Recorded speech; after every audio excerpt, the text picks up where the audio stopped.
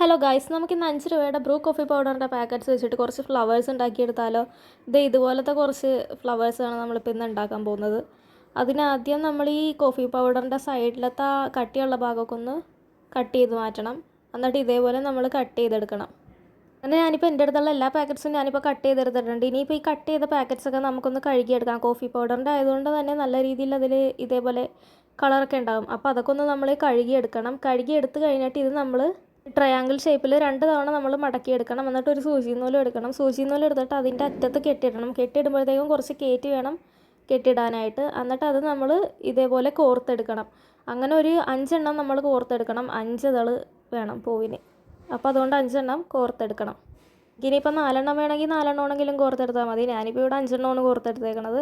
എന്നിട്ട് നമ്മൾ കോർത്തെടുത്ത് കഴിഞ്ഞിട്ട് ഇതിൽ നിന്ന് കൂടുതലായിട്ടുള്ള ഭാഗങ്ങളൊക്കെ ഉണ്ടാവില്ല, അതൊക്കെ ഇങ്ങനെ കട്ട് ചെയ്ത് മാറ്റണം. അങ്ങനെ ഞാനിവിടെ 5 എണ്ണം കോർത്തെടുത്തിട്ടുണ്ട്. എന്നിട്ട് നമുക്കിതൊക്കെ ഒന്ന് വലിച്ച് ടൈറ്റ് ചെയ്യണം.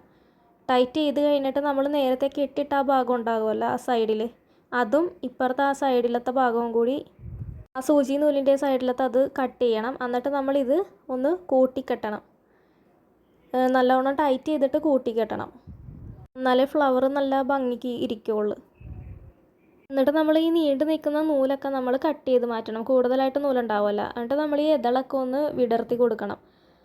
ഇതിപ്പോൾ നമുക്ക് വേണമെങ്കിൽ ലേസിൻ്റെ പാക്കറ്റ്സോ കുറുക്കുറുയുടെ പാക്കറ്റ്സോ അതൊക്കെ വെച്ചാണെങ്കിൽ നമുക്ക് ഉണ്ടാക്കിയെടുക്കാവുന്നതാണ് കട്ട് ചെയ്തിട്ട്. പക്ഷേ ഒരു സൈസിൽ കട്ട് ചെയ്ത് എടുക്കണം എന്നേ ഉള്ളൂ.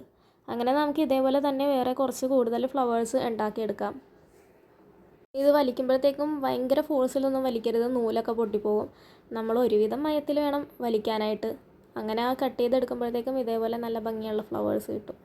ഞാനിപ്പോൾ ഇവിടെ കുറച്ച് കൂടുതൽ കാപ്പിപ്പൊടിയുടെ പാക്കറ്റ്സ് എടുത്തായിരുന്നു. അപ്പോഴത്തേക്കും കുറച്ച് കൂടുതൽ ഫ്ലവേഴ്സ് ഞാനിപ്പോൾ ഇവിടെ ഉണ്ടാക്കിയായിരുന്നു. ഞാനിപ്പോൾ ഇവിടെ ഇത്രയും ഫ്ലവേഴ്സാണ് ഉണ്ടാക്കിയെടുത്തത്. അപ്പോൾ വീഡിയോ ഇഷ്ടപ്പെട്ടാൽ ലൈക്ക് ചെയ്യുക, ഷെയർ ചെയ്യുക, സബ്സ്ക്രൈബ് ചെയ്യുക.